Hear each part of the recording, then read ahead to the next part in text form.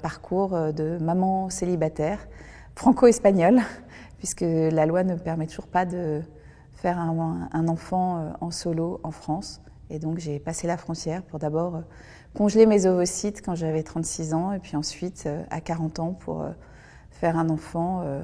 Je déteste l'expression faire un enfant seul, parce que moi je me suis jamais sentie seule, mais en tout cas sans père, sans papa. Personne ne se réveille à 18 ans en désirant fonder une famille en célibataire. Moi, c'était consécutif à une séparation, une première séparation qui a eu lieu quand j'avais 34 ans. Donc j'étais, moi je crois, très jeune. Mais en même temps, 34 ans, c'est le moment où on commence un peu à rentrer dans la ligne rouge. C'est là où la fertilité commence à décroître pour les femmes. Et puis j'ai eu un deuxième déclic à 40 ans, puisqu'on m'a quittée à nouveau pour toujours le même motif. J'étais avec des hommes qui étaient déjà pères et qui n'en voulaient pas forcément, d'autres enfants. Je n'avais plus le temps. Donc c'était plutôt par défaut en fait, ce parcours. Moi je suis assez honnête par rapport à ça, et pour autant aujourd'hui je regrette rien et je trouve que ce parcours est totalement magique. Mais c'était pas du tout un parcours qui était désiré dans ma plus tendre jeunesse, pas du tout.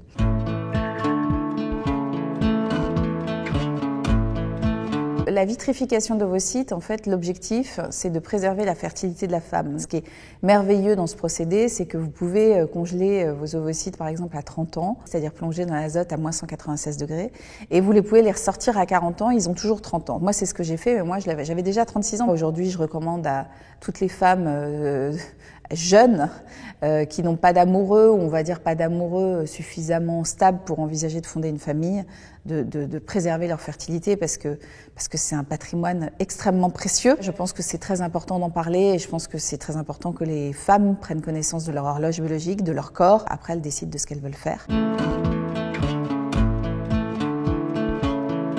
Je suis allée voir un grand spécialiste de la PMA qui m'a dit qu'à 40 ans, mes chances étaient avec une PMA, avec une FIV classique de 10%. Et en fait, recommencer toutes ces stimulations, ces injections d'hormones, ces ponctions ovariennes avec anesthésie générale, etc., pour 10% de chance, moi, ça m'a paru extrêmement faible. Donc j'ai décidé d'opter pour la solution qui s'appelle le double don, c'est-à-dire une donneuse d'ovocytes et un donneur de sperme. Concrètement, l'embryon qui allait m'être transféré ne porterait pas mon patrimoine génétique, ce qui est un gros pas, une grosse décision, un gros cap à franchir évidemment. On est sur du 65% de chances de réussite pour un embryon transféré et du 75% pour 2 embryons transférés. La raison pour laquelle ça n'a rien à voir, c'est tout simplement que les donneurs, et en particulier la donneuse, sont des gens jeunes. C'est cruel à entendre parce qu'évidemment à 40 ans, moi je me sentais pas du tout vieille.